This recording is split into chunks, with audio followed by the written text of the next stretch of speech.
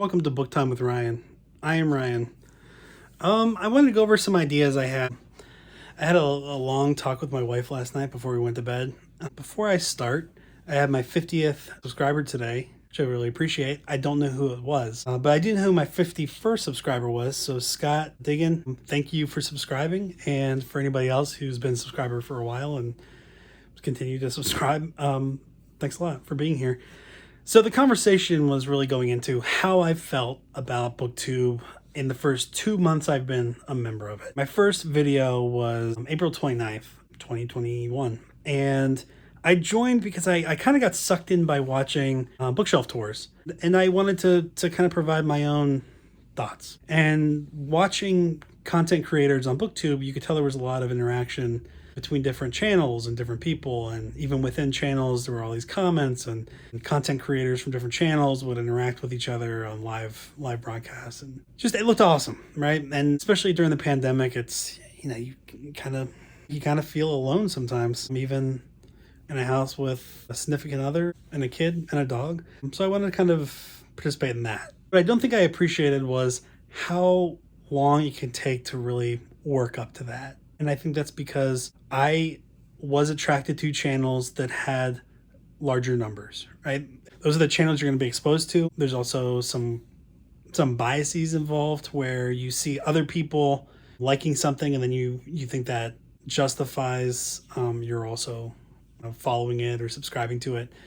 So I think there was some of that, but I didn't really appreciate how long it would take to get to 50. And maybe it's taking me longer. I don't know. But I do know that it feels fairly lonely when you're first starting out. It's hard to find a part of the community. It's hard to speak and tape videos that are really not being listened to or watched, but presenting it in a way that makes it look like you're talking to thousands.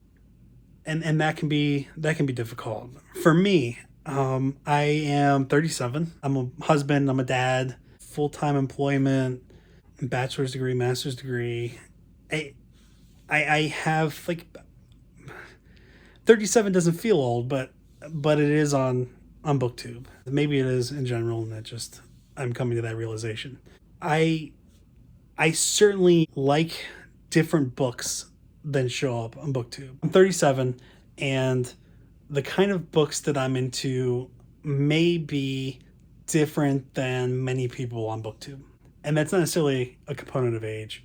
My books, if you look at my bookshelf, that whole bookshelf next to the Predators banner, that's really all business, economics, and finance books. There are books there signed by people that were the head of the Bank of England and the Secretary of the Treasury in the United States and members of the Federal Reserve. And there are people that have written books that have become movies or miniseries on HBO, and their books are there.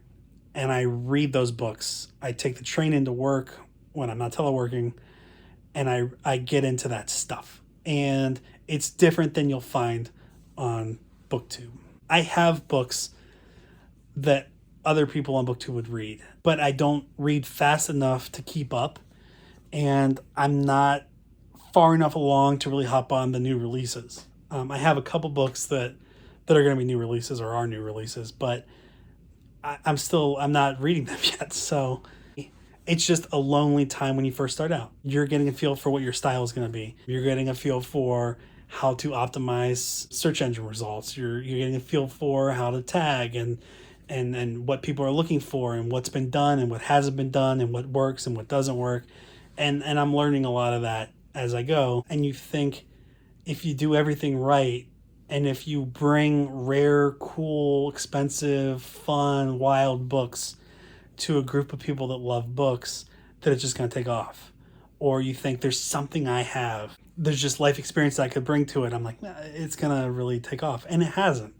And that can be difficult. But it would be one thing if it was difficult and I had people around that shared in that, but there's not really. And the thing is, people on BookTube are nice. I listened to Read by Andy today. She had a post, and she was talking about how she's going to change her channel a little bit so it's not book centric. There's still gonna be stuff about books, but it's gonna be other stuff too.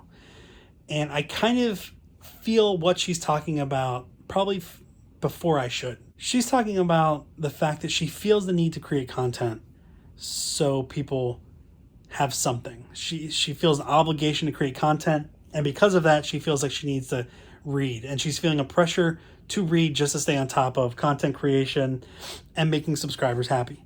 And I totally get that, because I feel like I went on vacation and I had this idea that I needed to film during vacation, and I haven't been on vacation in 3 or 4 years.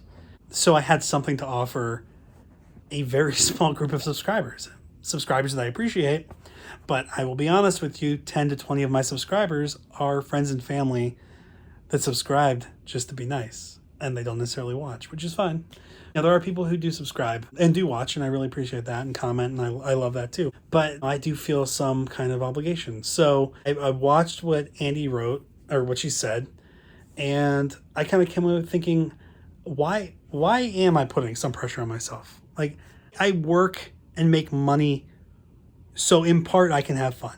And this channel is going to be about having fun. This channel is going to be about me sharing what I want to share when I want to share it, and hopefully interacting with a community and learning and providing what I can to that community, but really just kind of interacting.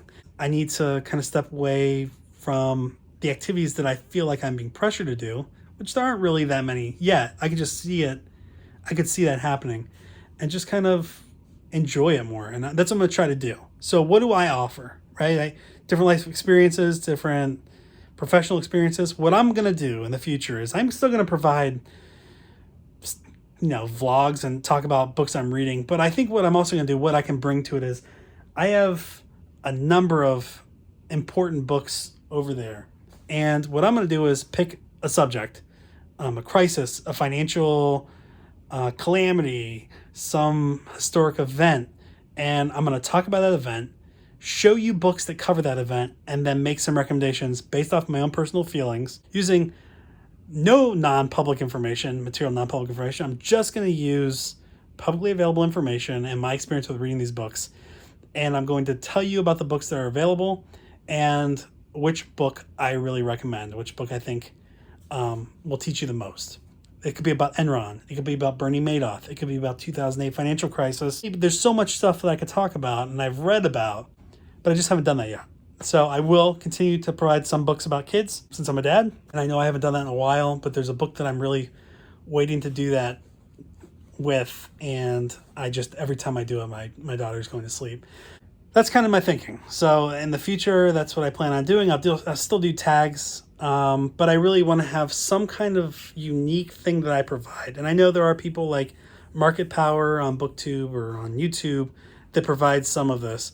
But I'd like to also provide some of that too and make some recommendations and see if I can find some little corner of BookTube to nest in. I still do have these fictional books that I want to talk about, that I enjoy reading. I kind of alternate between fiction and nonfiction.